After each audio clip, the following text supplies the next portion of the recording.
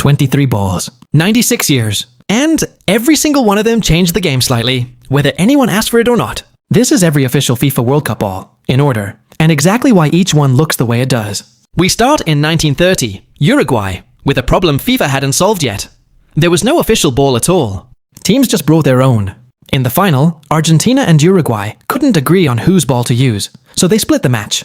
Argentina's ball for the first half, Uruguay's for the second. Argentina led at the break. Uruguay switched balls, scored 3 more, and won. The equipment genuinely swung the result. It's the reason FIFA started requiring an official host-approved ball going forward. A rule created because a final was almost decided by whoever brought the better leather. For the next 2 decades, the ball barely changed shape, but it changed weight, badly.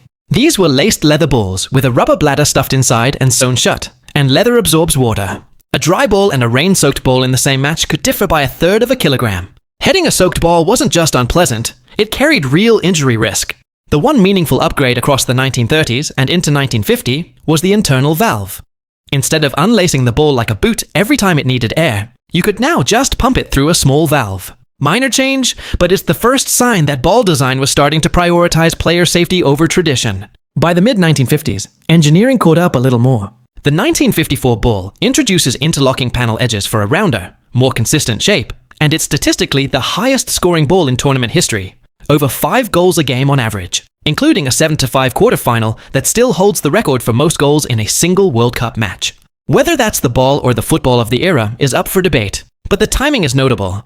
1958 in Sweden brought the first blind-tested ball. FIFA and manufacturers tried over 100 designs before settling on one, lighter and more consistent than anything before it. This is also the tournament where a 17-year-old named Pelé announced himself to the world, and it's worth noting, better ball control on screen was partly a byproduct of a genuinely better-made ball. 1962's ball, made in Chile, was hand-stitched with irregular panels.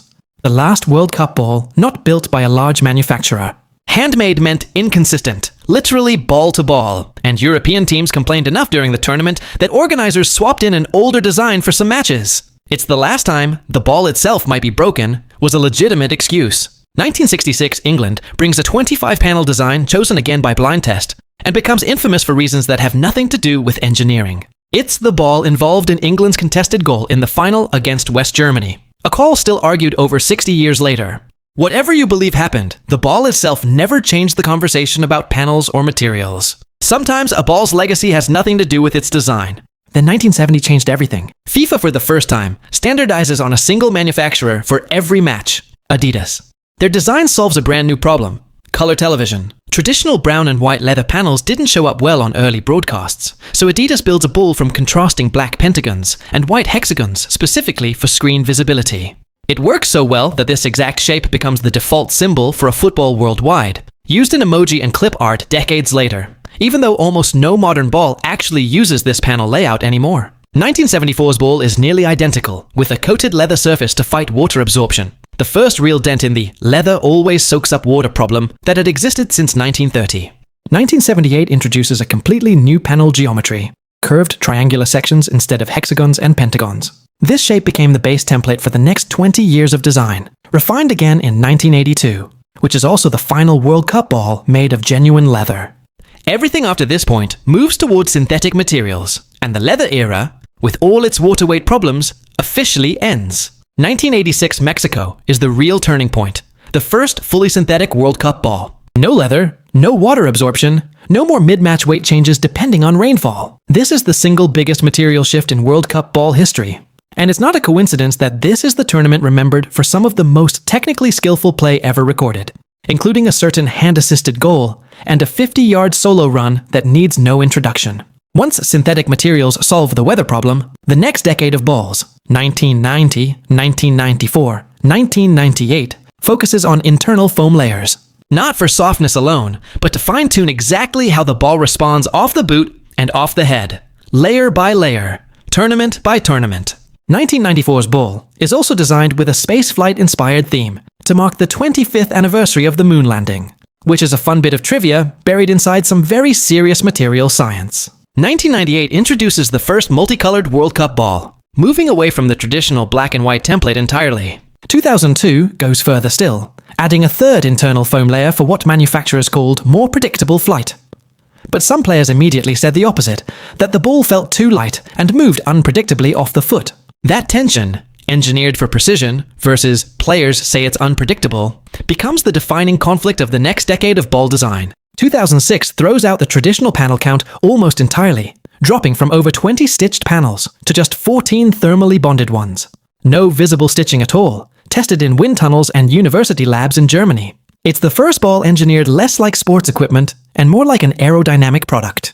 Which sets up 2010, and the ball most people actually remember by name, the Jabulani. Just 8 panels, spherically molded and thermally bonded into the roundest, smoothest World Cup ball ever made. On paper, this should have been the best ball in tournament history. In practice, goalkeepers hated it within days. Here's the actual physics. A rough surface grabs a thin layer of air as it travels, which helps a ball fly straight. A perfectly smooth ball has nothing to grab onto, so past a certain speed, the air around it stops behaving predictably, and the ball starts to wobble and dip on its own, completely independent of how it was kicked. Add in the altitude of several South African host cities, where thinner air lets the ball travel faster while amplifying that same unpredictability, and you get a ball that behaved like nothing any goalkeeper had trained against. The most advanced ball ever built was disliked specifically because it was too smooth. So, for 2014, the fix is almost the exact opposite approach.